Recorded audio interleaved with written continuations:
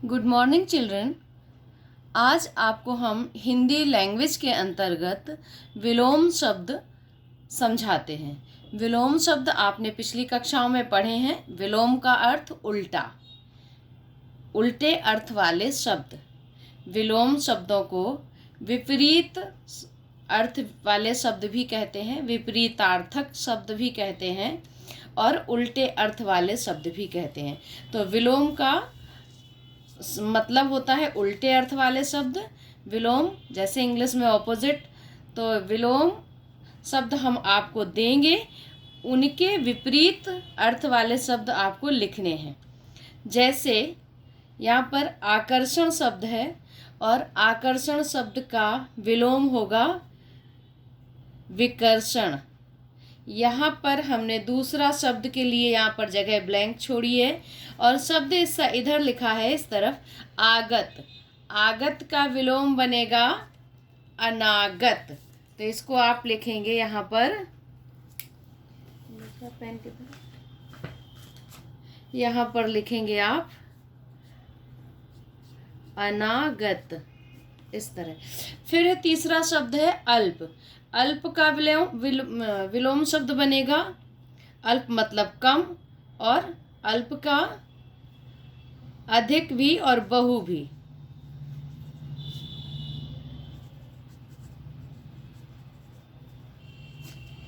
अभिमान का विनम्र। फिर ऐसे ही एक पांचवा शब्द यहाँ पर है तरुण। तरुण का विलोम आप यहाँ पर लिखेंगे, तरुण मतलब युवा, यंग, जवान। तो यहाँ पर आ जाएगा वृद्ध। खंडन का विलोम शब्द बनेगा मंडन। और इस प्रकार चल शब्द का विलोम आएगा अचल। आदर्श का विलोम बनेगा यथार्थ। फिर बच्चों यहाँ पर शब्द है छली, जो छल करते हैं, कपट करते हैं किसी के संग। तो छली का हो जाएगा निश्चल। और अज्ञ, अज्ञ मीन्स जो कुछ नहीं जानता, अज्ञ का विलोम हो जाएगा, यहाँ पर आप खुद से भरिए अब। अज्ञ का विलोम। ऊसर का विलोम शब्द। फिर है प्रतिक्रिया का विलोम शब्द, यहाँ लिखेंगे 12th नंबर पर। 13th शब्द है खरा। खरा का विलोम आप यहाँ पर लिखेंगे। छाया शब्द का विलोम लिख देंगे। और यह शब्द है नंबर 15th पर क्षणिक।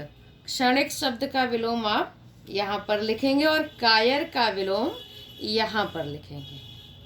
इस तरह से हमने आपको 9th तक शब्दों के विलोम बताए हैं। इसके बाद से आप करेंगे अगले वीडियो में, अगली क्लास में हम आपको इनके भी उत्तर बता देंगे और चेक करवा लेंगे कि किसने सही लिखा, किसने गलत लिखा। तो अगला हम यहाँ से फिर आपको समझा देंगे। दूसरी हमने एक और एक्सरसाइज बना रखी है आपके लिए विलोम शब्द से संबंधित। यहाँ पर हेडिंग है रेखांकित शब्दों के विलोम शब्दों द्वारा वाक्य पूरे कीजिए। यहाँ पर हमने शब्दों को अंडरलाइन किया है, रेखांकित किया है। इन्हीं शब्दों के विलोम शब्द आपको ये खाली जगह में लिखने हैं।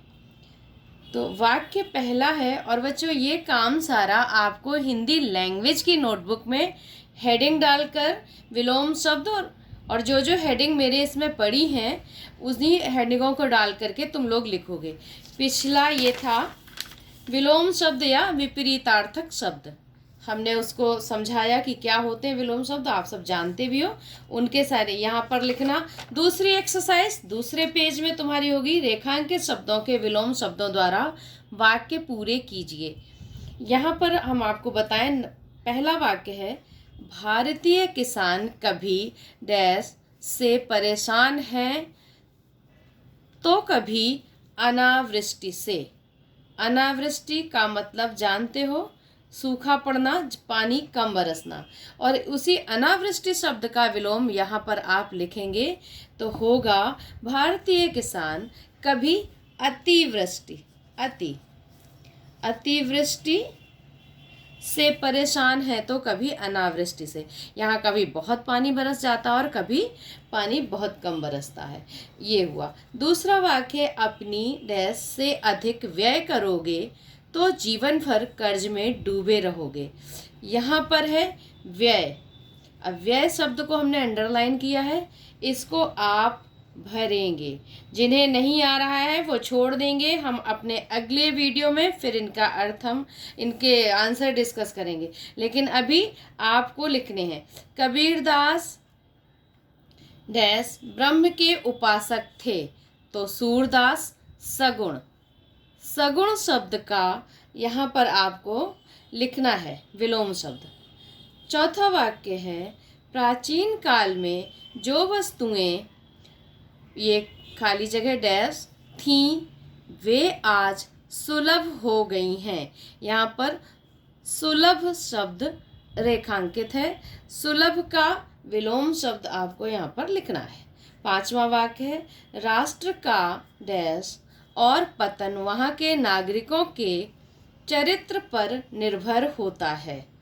तो यहाँ पर हम लिख रहे हैं, ये पतन शब्द को अंडरलाइन किया है।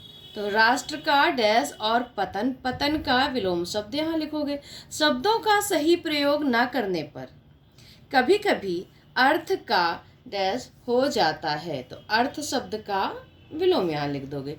मुझे तुमसे यह अपेक्षा नहीं थी कि तुम घर आए अतिथि की इस प्रकार डैश करोगे। अपेक्षा शब्द को हमने अंडरलाइन किया है और अपेक्षा का विलोम तुम्हें लिखना है। फिर है वाक्य नंबर 8, डैश में अनेकता भारतीय संस्कृति की विशेषता है। अब यहाँ पर अनेकता शब्द, अनेकता शब्द का विलोम तुम्हें लिखना है। फिर है नंबर 9, घृणा को डैश से जीतने का प्रयास करो। यहाँ शब्द है घृणा। फिर है आम लोगों को सुखांत नाटक पसंद होते हैं डैश नहीं। तो यहाँ पर सुखांत शब्द को हमने अंडरलाइन किया। सुखांत शब्द का विलोम तुम्हें लिख देना है। इस विलोम शब्द का क्या सही है शब्द, क्या गलत है, ये हम दूसरे वीडियो में फिर बताएंगे आपको। ठीक है, इसको अपनी लैंग्वेज की नोटबुक में कर लेना और जो शब्द ना आए उन्हें छोड़ देना। इसको हम चेक करेंगे अगले वीडियो में। बच्चों, कई बच्चों ने पूछा है कि हिंदी में एक नोटबुक बनेगी या दो। हमने उन्हें बता तो दिया है कि हिंदी लैंग्वेज क्लास 9th से हिंदी लैंग्वेज की एक नोटबुक बनती है। बाकी हिंदी लिटरेचर में साहित्य सागर की ये वर्कबुक होती है। और इसी प्रकार एकांकी संचय की भी वर्कबुक होती है, वो हमारे पास नहीं है। तो यहाँ पर आप देखिए वर्कबुक।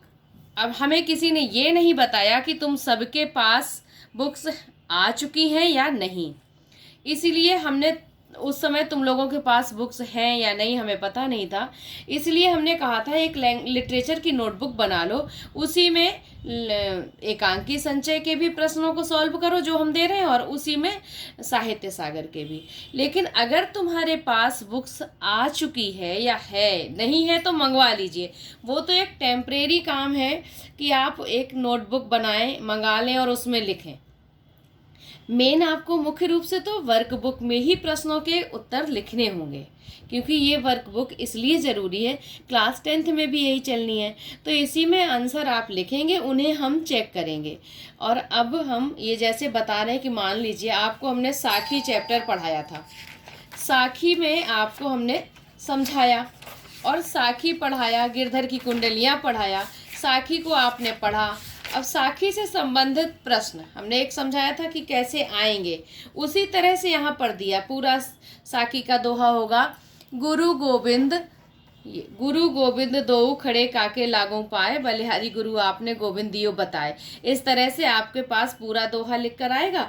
फिर उससे संबंधित प्रश्न हैं, ये यहाँ पर प्रश्न दिए गए हैं, तो अलग से नोटबुक में ना लिखकर फिर आप ऐसे इनको दो। जिन्होंने अभी तक नोटबुक में लिख रहे हैं, ठीक है, अच्छी चीज़ है वो लिखने से, लेकिन इसमें भी भरते चलिए। तो अभी तक आपके 2 चैप्टर हो गए हैं, उन दोनों चैप्टर के आपने प्रश्नों के उत्तर इसमें यहाँ पर इस तरह से साखी का आप लिखेंगे। और फिर गिरधर की कुंडलियाँ के भी वर्कबुक में यहाँ पर ये प्रश्न दिए गए हैं। ये लाठी में गुण बहुत है, इस तरह से उस वाली लाठी वाला। फिर दूसरा है कमरी थोड़े दाम की। तो सारी कुंडलियों से संबंधित प्रश्न वर्कबुक में बच्चों यहाँ पर दिए गए हैं। ये सारे प्रश्न तुम लोगों को यहाँ पर इनके उत्तर लिखने पड़ेंगे। तो इस तरह से लिखते चलिए। हम किसी समय इनके उत्तरों को भी डिस्कस करेंगे, देख लेंगे कौन कैसे लिख रहा है कैसे नहीं। तो वर्कबुक बहुत ज़रूरी।